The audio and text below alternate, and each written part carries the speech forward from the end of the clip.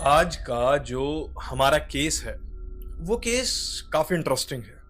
ऐसा मैं क्यों बोल रहा हूँ? इसका कारण ये है कि ये जो केस है, ये केस एक परफेक्ट केस बनते-बनते रह गया। इस केस की जो बारीकियाँ, जो टेक्नीक, जो तरीके इसमें इस्तेमाल किए गए थे, अगर पुलिस उन्हें समय रहते नहीं देख पाती, तो शायद कभी ये केस बनता ही नहीं। और मैं यूँ कहूँ कि ये जो मैं आपको कहानी सुना रहा हूँ, कभी ये कहानी मैं सुनाता ही नहीं।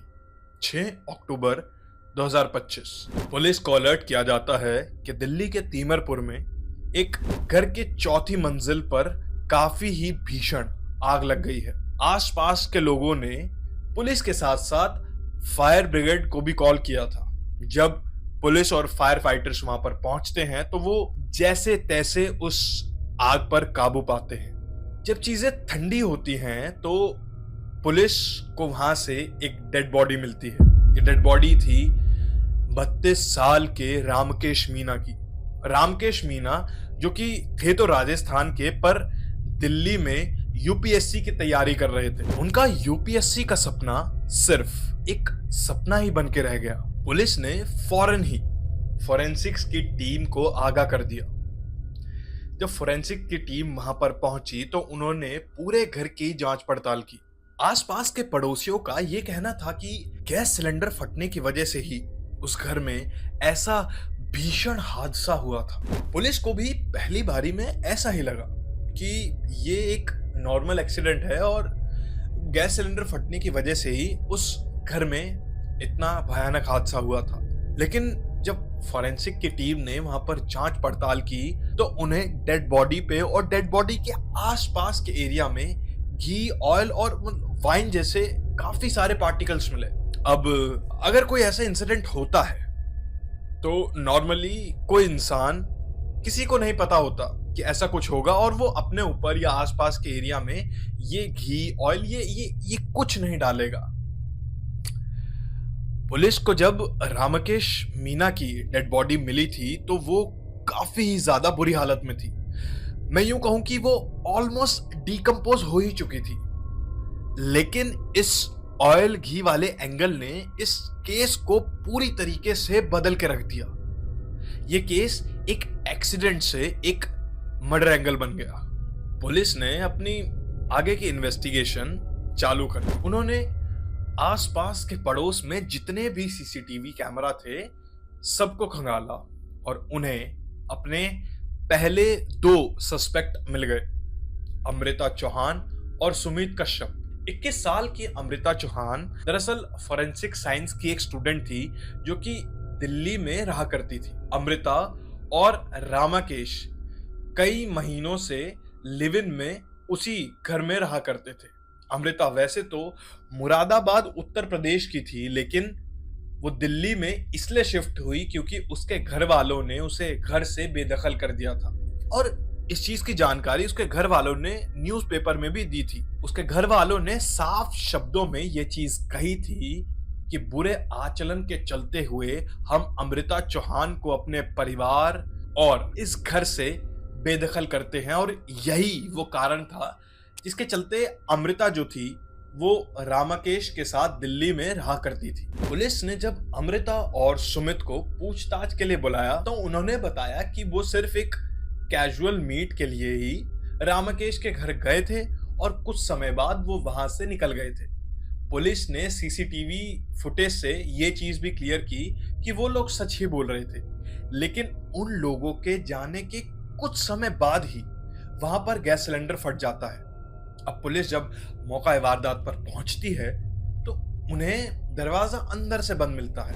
अब सवाल यह था कि पुलिस को उन पे शक तो था जरूर, लेकिन कोई पुख्ता सबूत नहीं। पुलिस ने जब सीसीटीवी फुटेज देखी थी तो उन्हें सुमित के साथ साथ एक और आदमी अमृता और सुमित के साथ घर के अंदर दाखिल होता हुआ नजर आया था। पुलिस का शक इन तीनों पर इसलिए गया क्योंकि अमृता के साथ जो 2 आदमी थे उन्होंने अपने चेहरे पर मास्क लगाया हुआ था। पुलिस अपनी इन्वेस्टिगेशन करती, लेकिन उनकी सुई एक ही जगह पर आकर अटक जाती थी कि अगर इन तीनों ने वो क्राइम कमिट किया है तो फिर वो दरवाजा अंदर से बंद हुआ तो हुआ कैसे।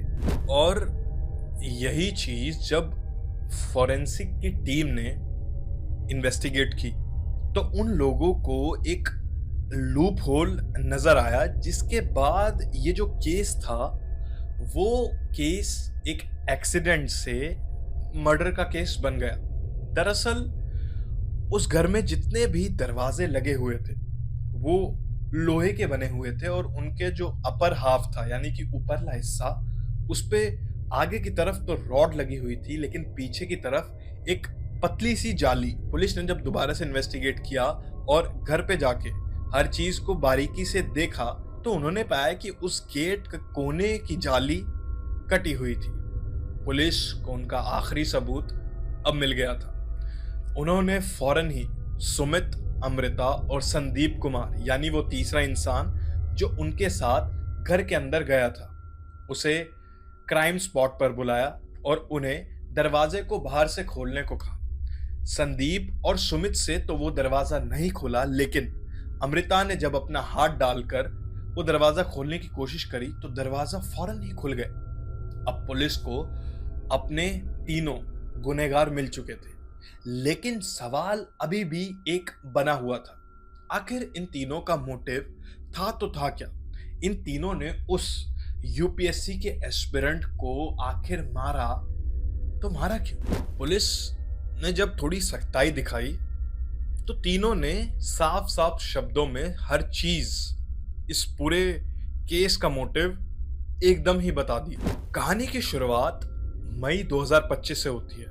जब अमृता दिल्ली आई थी तो उसकी मुलाकात रामाकेश से एक कोचिंग इंस्टीट्यूट में हुई थी। धीरे धीरे दोनों की दोस्ती बढ़ जाती है और अमृता को रहने के लिए एक जगह चाहिए होती है।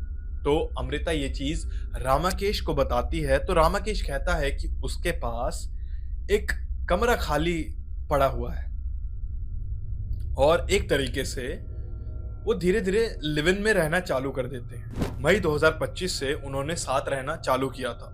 साथ रहते रहते अमृता को एक दिन रामाकेश पे शक होता है कि वो शायद से उसकी आपत्तिजनक फोटो और वीडियोस कैप्चर करता है। ये चीज जब वो सरेआम देख लेती है तो रामाकेश को अमृता वो फोटो और वीडियो डिलीट करने को कहती है, जो कि उसने अपने लैपटॉप और हार्ड ड्राइव में सेव करके रखी हुई थी। अब जब ये चीज रामाकेश के सामने आती है तो वो एकदम से घबरा जाता है और सीधा ही मना कर देता है। वो बोलता है कि वो उन वीडियोस और फोटोज को डिलीट नहीं करेगा, बल्कि वो डिलीट करने के बजाय वो अमृता को ब्लैकमेल करना चालू कर देता है।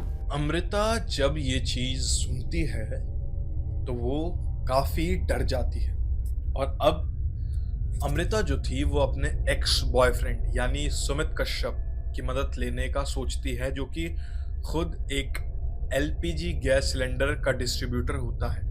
6 अक्टूबर की रात के 2 बजे ये तीनों यानी अमृता, सुमित और सुमित का करीबी दोस्त संदीप कुमार तीनों रामाकेश के घर जाते हैं और सबसे पहले उससे जबरदस्ती वो हार्ड ड्राइव लेते हैं और फिर गला दबाकर उसे वहीं पर मार देते हैं।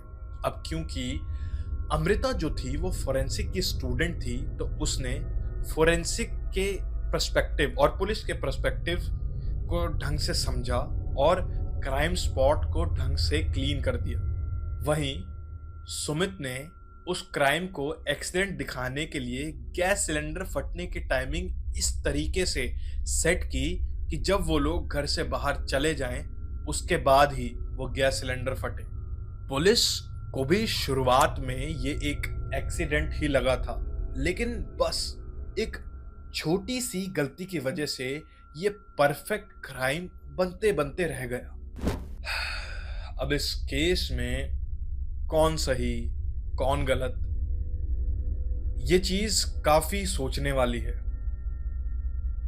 क्योंकि इस केस में हर कोई ग्रे शेड कैरेक्टर है। रामाकेश जैसा दिखता था दरअसल वो वैसा नहीं था, या वो वैसा ही था अब ये चीज पुलिस को या हम सबको तो कभी पता लग ही नहीं पाएगी। क्या अमृता सच बोल रही थी?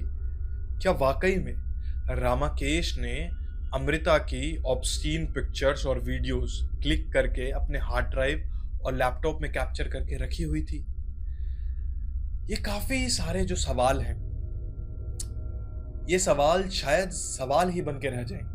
अब एक इंसान के गलत कदम की वजह से कितने लोगों को उसकी सजा भुगतनी पड़ी। ये था हमारा आज का केस, जो एक परफेक्ट क्राइम बनते बनते ऑलमोस्ट रह ही गया। लेकिन वो कहते हैं ना कि क्राइम कितना भी परफेक्ट क्यों ना हो, क्राइम सीन पर एक ना एक चीज ऐसी होती है जो उस कातिल, उस क्रिमिनल को पकड़वा ही देती है। आज के हमारे केस में भी ऐसा ही हुआ। मैं मिलूंगा आपसे फिर से ऐसे ही चौंका देने वाले केस के साथ अगली वीडियो में। तब तक के लिए धन्यवाद।